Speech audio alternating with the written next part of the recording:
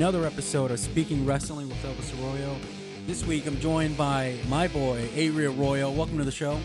Thank you.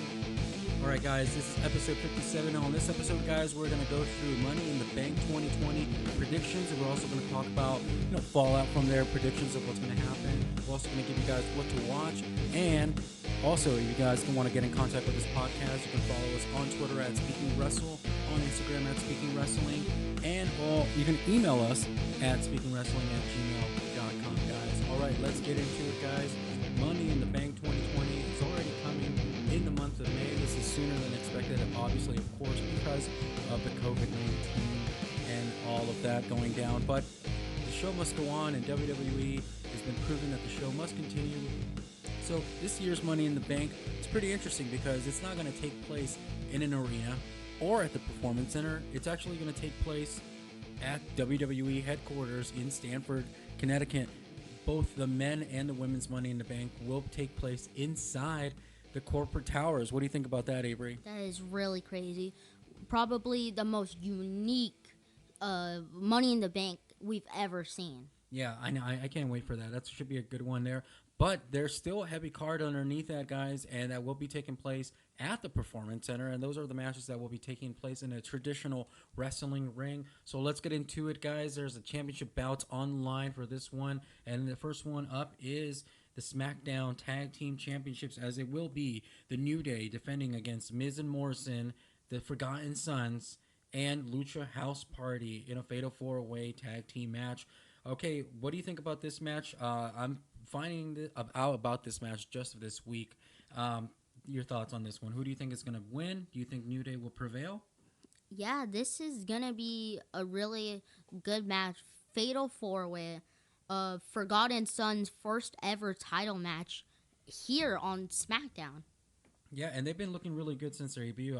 I really like their push that they've been getting on SmackDown. On NXT, I feel like they were jobbing out every single week, but now they come in really strong, and I think that's good. A new tag team in the tag team scene, obviously. I really think I'm impressed by these guys since they made up to their main roster.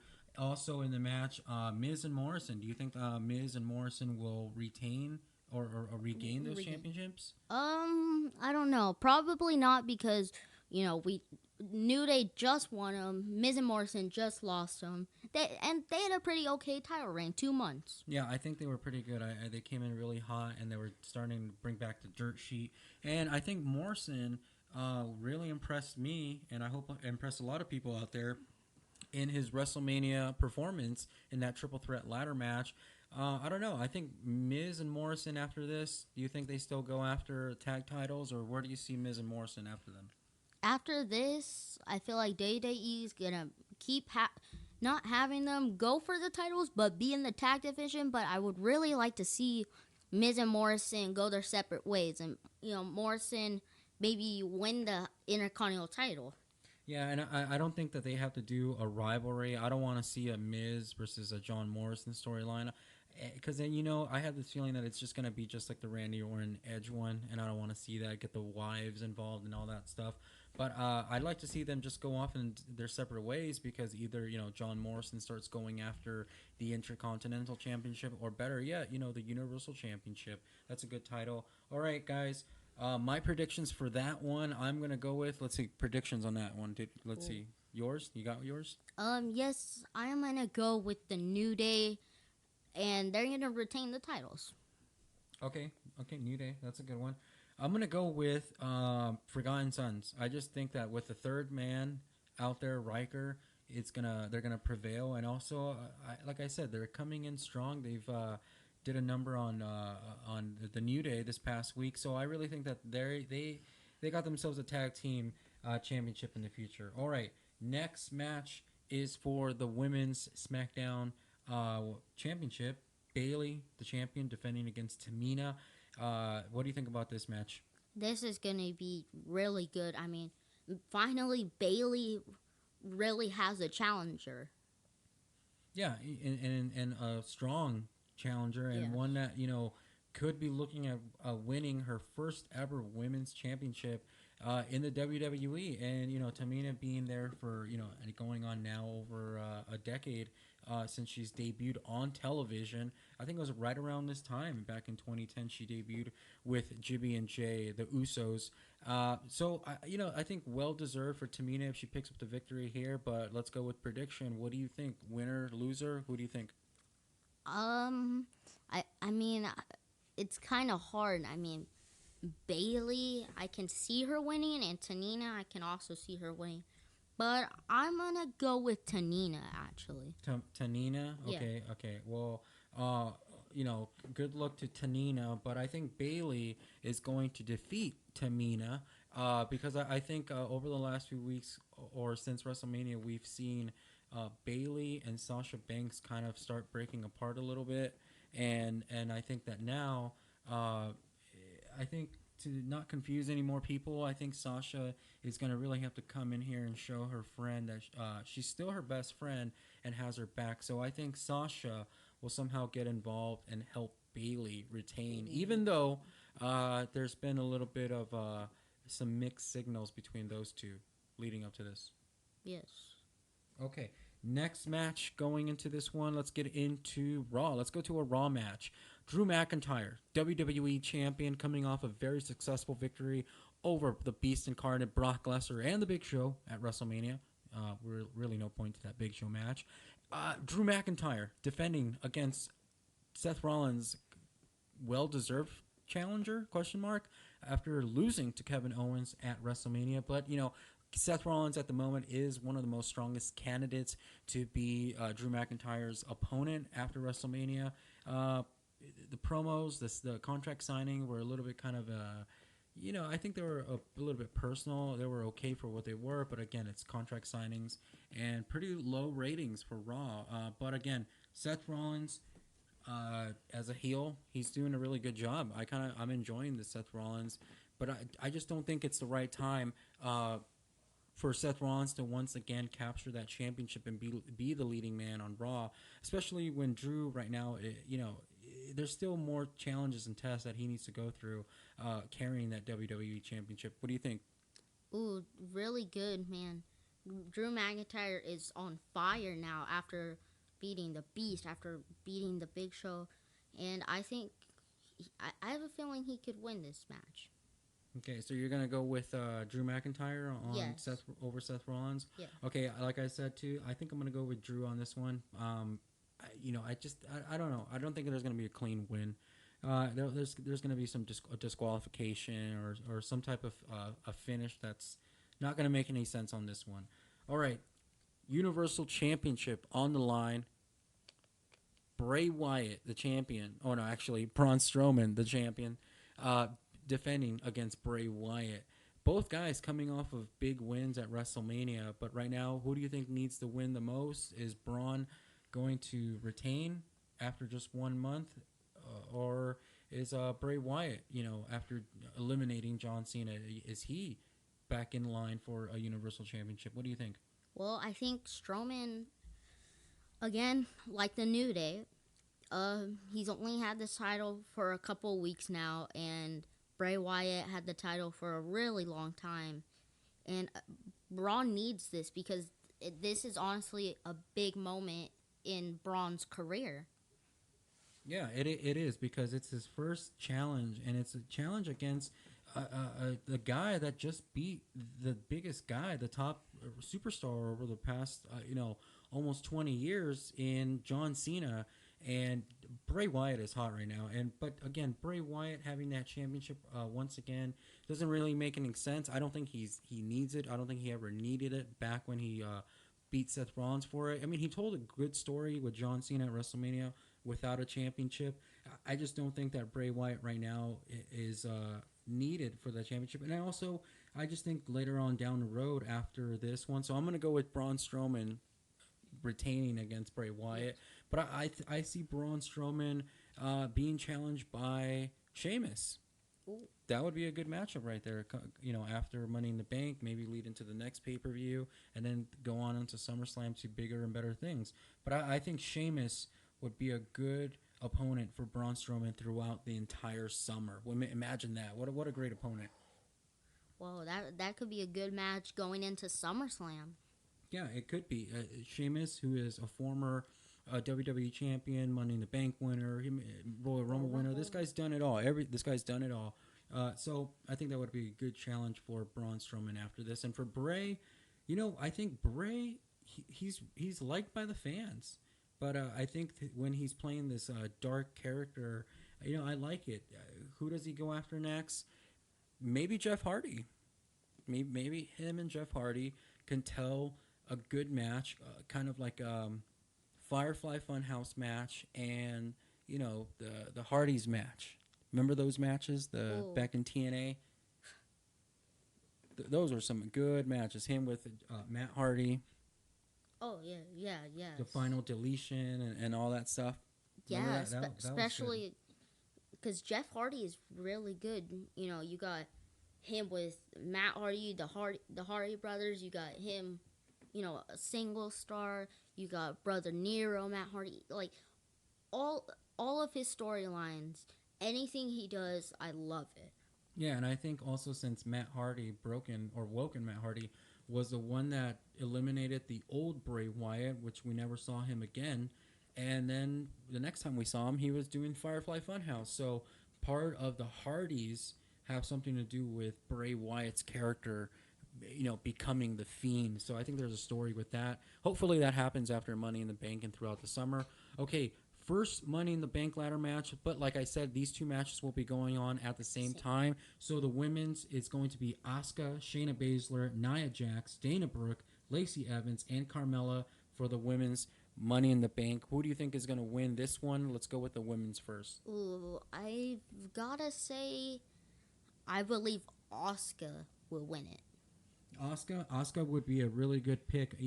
She's a former champion, and I'd like to see Asuka once again in the main event picture because she's a great superstar. But if there has to be a winner, I'm going to go with Shayna Baszler. I think Shayna Baszler has already got an edge, and she's already got an advantage amongst all the women in the division, winning the Elimination Chamber, and also, how she took to Becky Lynch, almost defeating her at WrestleMania, coming really close with a Money in the Bank briefcase added to her where she could win at any moment, and she can strike. She can take anybody out. I think that would be a great winner for the women's Money in the Bank. Men's Money in the Bank. This is a big one. This is a star-studded Money in the Bank ladder match. We got Daniel Bryan, Rey Mysterio, Aleister Black, King Corbin, Otis, and AJ Styles. Who do you think is winning this one? Man, this is hard because we got so many great stars, but I've got to go with Aleister Black. Aleister Black, yeah, he seems like a really good pick. He'd be someone that, can definitely, come a long way with holding the Money in the Bank, definitely submit his legacy as one of the greats to win it, because at this point, all the winners are future Hall of Famers, some of them. And but I think Aleister Black could use this. I think he's someone that with his finishing move, the Black Mass, he could, take that and win at any moment. He could strike at any moment. So I think that would be that's a good pick. Aleister Black is a good one. But another name in there, what do you think about Rey Mysterio? You think Rey Mysterio has got one more run at a championship? Yes, because that's just one more thing one thing he doesn't have on his list yet, and that's winning Money in the Bank. Yeah, one of the greatest high flyers in the business of all time, Rey Mysterio, once again in another Money in the Bank ladder match. Also, Daniel Bryan, he's won Money in the Bank ladder match before. What do you think about Daniel Bryan? Man, I don't see him winning because he's won before, but definitely one of those guys that you put him in any match, like Jeff Hardy. Put him in any match, and he can do great. Yeah, he can do just about anything, whether he's a good guy, bad guy, whether he's popular at the moment or not. The guy's always just so much fun to watch. And Otis is really hot right now. You think Otis could pull off the miracle and keep this momentum going? No, I don't. I mean, it's enough to get one miracle and get Mandy Rose, but I don't think he has enough to get two miracles and win this match. Yeah, I don't think so. I think I don't know. I think he's still got some issues left with Dolph Ziggler. I think the Money in the Bank briefcase getting wrapped up in that wouldn't be that fun and entertaining. King Corbin, Oh. former Money in the Bank winner. Do you think he's going to once again become Money in the Bank? Man, I really don't. I can't see him winning it because he really has no rivalry. He has no story, basically. Yeah, he's pretty much just right now being the big jerk over on SmackDown like he has been. I'm gonna pass on him on this one. I think right now he's got bigger issues maybe with somebody else down the road. Elias coming back, definitely Elias, and I think maybe Daniel Bryan. I think he kind of like picked on Daniel Bryan a little bit this past SmackDown episode, and that'd be a good matchup right there. I think Daniel would do a good job making Baron Corbin look great, and I think Baron Corbin would do great after working with Daniel Bryan, a true professional in the business.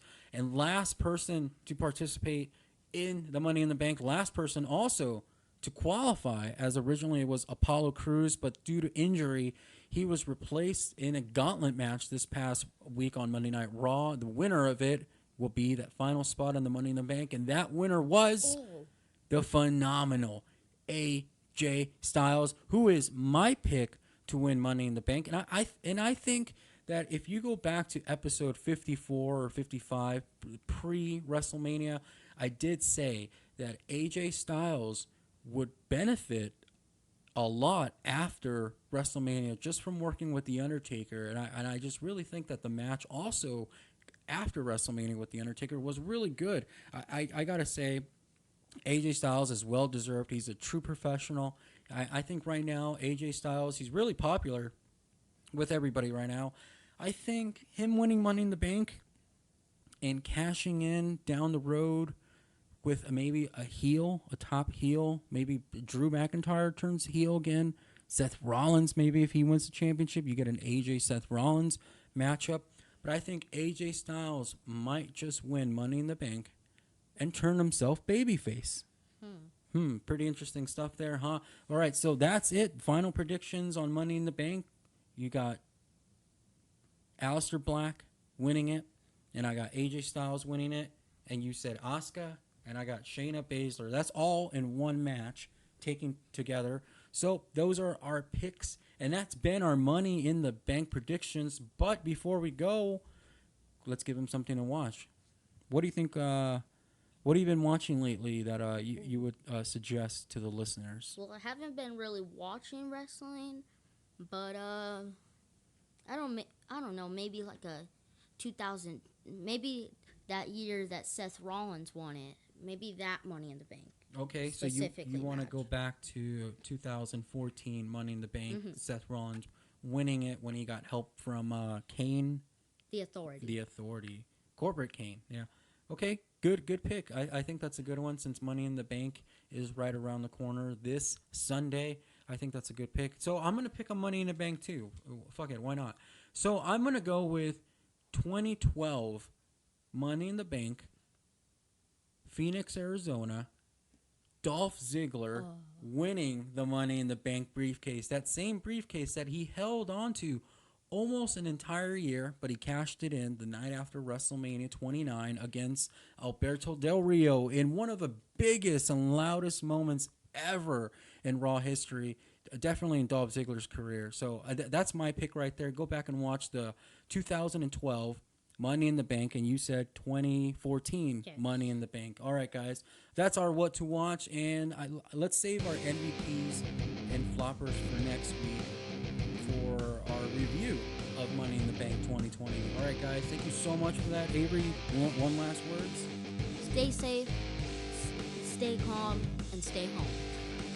I like that. All right, guys, you guys follow that order and get in contact with us. Also, we're going to be tweeting and posting some stuff over the weekend for Money in the Bank, guys, so look out for that. And you can look out for that over on Instagram at Speaking Wrestling, Twitter at Speaking Wrestle, Gmail, Speaking Wrestling at Gmail, guys.